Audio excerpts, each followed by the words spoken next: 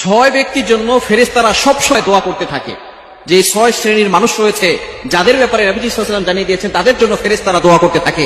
যদি ফেরেশতারা আপনার জন্য দোয়া করে, দুনিয়ার কোনো শক্তি আপনাকে ক্ষতি করতে পারবে না, আপনাকে কেউ বিপদে ফেলতে পারবে না, কেননা ফেরেশতারা আল্লাহ পাক রব্বুল আলামিনের অর্ডারে আপনাকে প্রটেক্ট করবে, হেফাজত করবে।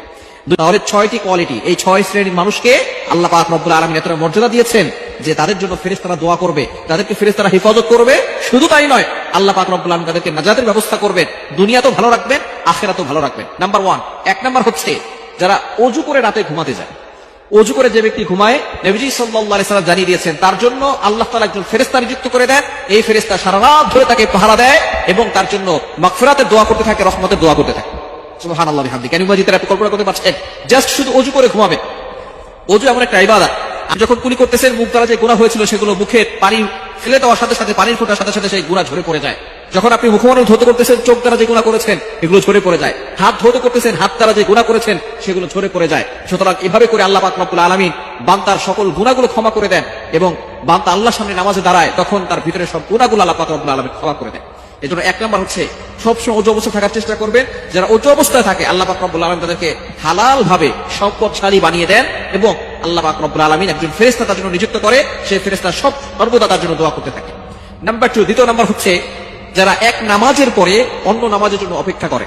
আপনি ফজরের নামাজ পড়েছেন, কখন আপনি জোহরের নামাজ পড়বেন এটা নিয়ে আপনি চিন্তায় আছেন, কখন জোহরের আযান দিবে আপনি জোহরের নামাজ পড়বেন।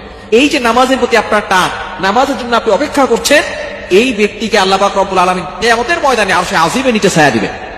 3 নাম্বার যারা মসজিদে প্রথম কাতারে বসে নামাজের জন্য অপেক্ষা করে।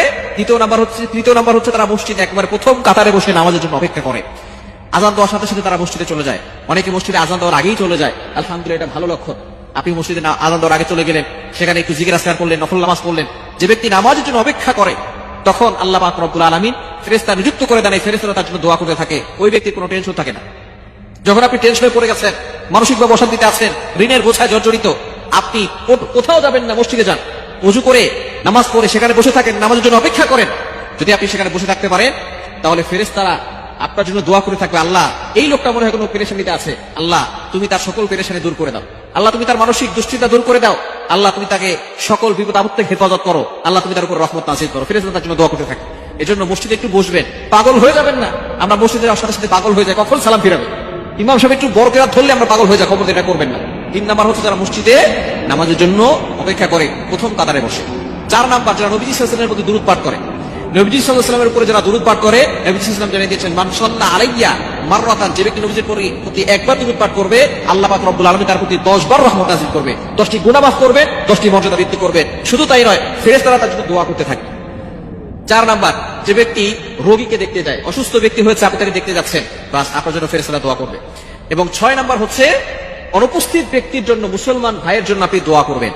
আপনি যখনই কোনো দোয়া করবেন তখনই আল্লাহর কাছে বলবেন, আল্লাহ অমুক ভাই তুমি তাকে বিপদ আপদ থেকে হেফাজত করো, আল্লাহ তুমি তার সকল মুসিবত দূর করে দাও, আল্লাহ তুমি তাকে সম্পদশালী বানাও। এরকম যদি আপনি কোনো মুসলমানের কল্যাণ চান, মুসলমানের জন্য দোয়া করেন, আল্লাহ তাআলার ফেরেশতারা আপনার জন্য দোয়া করবে। এই 6টি কোয়ালিটি সম্পূর্ণ মানুষ যারা, তাদের জন্য ফেরেশতারা সর্বদা দোয়া করতে থাকে। এজন্য আমরা এই 6টি গুণ নিজের ভিতরে ফিট করব। আল্লাহ তাআলা আমাদের সকলকে কবুল করে।